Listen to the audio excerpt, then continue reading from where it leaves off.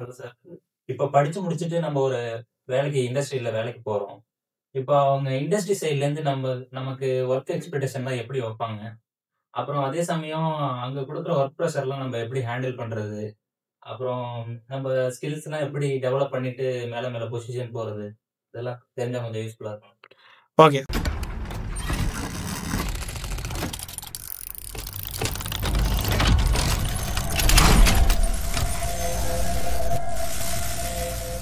First விஷயம் வந்து என்னன்னா, ஒரு கம்பெனிக்குள்ள நம்ம எதிர்பார்க்கிற விஷயங்கள் வந்து கொஞ்சம் நெறையாவே இருக்கும்னு வைங்களேன். கம்பெனி வந்து ரொம்ப பெருசா எதிர்பார்க்காது. ஆனா நெறைய எதிர்பார்க்கும். என்ன நெறையான்னா, கொஞ்சம் பேசிக்ஸ்லாம் தெரியணும்.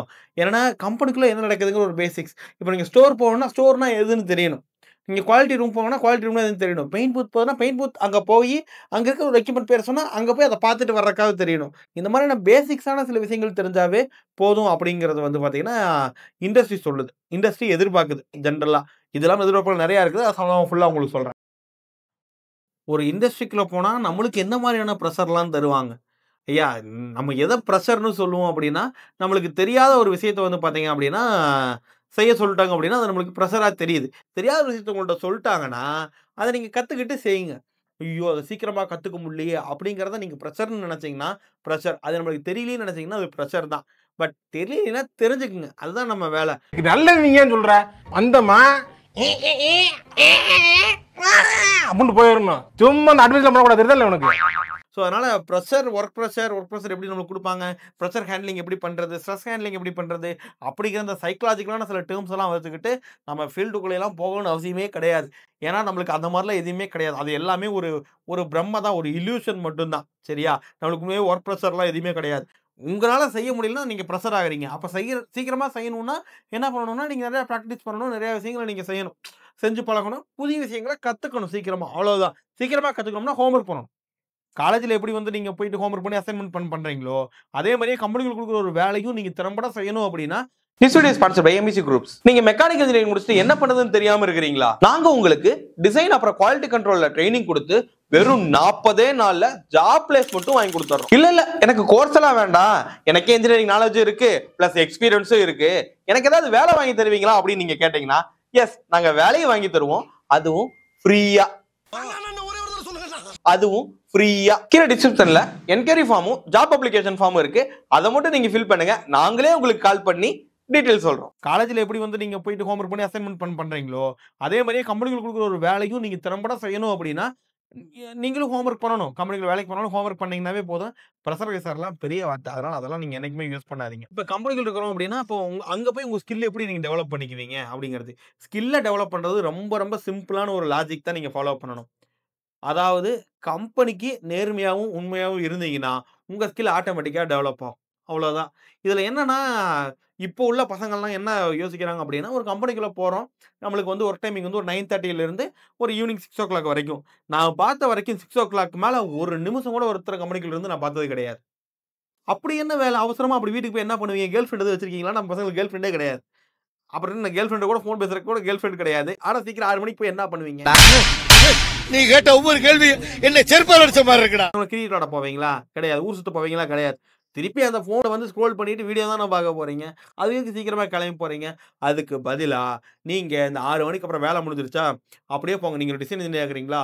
போங்க குவாலிட்டி ரூம். அங்க போய் நின்னுங்க. குவாலிட்டி இன்ஜினியர் அங்க இருப்பாரு. இல்ல குவாலிட்டி டெக்னீஷியன்ஸ் இருப்பாங்க. நீங்க யாரும் எதுவும் சொல்ல மாட்டாங்க. "சொல்லுப்பா என்னப்பா போயிட்டு இருக்குது? எப்படி எவ்வளோ ரிஜெக்ஷன் ஆச்சு இன்னைக்கு? ஏன் ரிஜெக்ஷன் ஆச்சு? எங்க தப்பு நடந்துச்சு?" இத கேளுங்க. That is knowledge. அதான் உங்க நாலேட்ஜ். அங்க தான் நீங்க டெவலப் பண்ணிக்கணும். நீங்க சிஸ்டம்லயே உட்கார்ந்துட்டு இருந்தனா மட்டும் டெவலப் பண்ண முடியாது. If you are a design இன்ஜினியர்னா. அப்ப அங்க போய் அவர்ட்ட கேளுங்க. இல்ல பர்ச்சேஸ்ல போங்க. "சார் எனக்கு எந்த மெட்டீரியல் சார்? என்ன சார் ஆச்சு? ஸ்டாக்லாம் வந்துருச்சா? கரெக்ட்டா வருதா சார்? இந்த மெட்டீரியல் கிடைக்குதா சார்? எதுவும் காஸ்ட் ஏறிடுச்சான்னு?" கேட்டீங்கன்னா, அது அவர் சொல்லுவார். "இல்ல தம்பி இந்த ஸ்டீல்லாம் வந்து பார்த்தீங்கன்னா ரேட் ஏத்திட்டாங்க. எனக்கு ரூ. 20 ஜாஸ்தி ஆயிருச்சு." அப்படின்னா, நீங்க அடுத்த டைம் டிசைன் பண்ணும்போது, ஸ்டீல் வைக்கிற இடத்துல வேற ஏதாவது மெட்டீரியல ரீப்ளேஸ் பண்றதுக்கு யோசிக்கலாம்.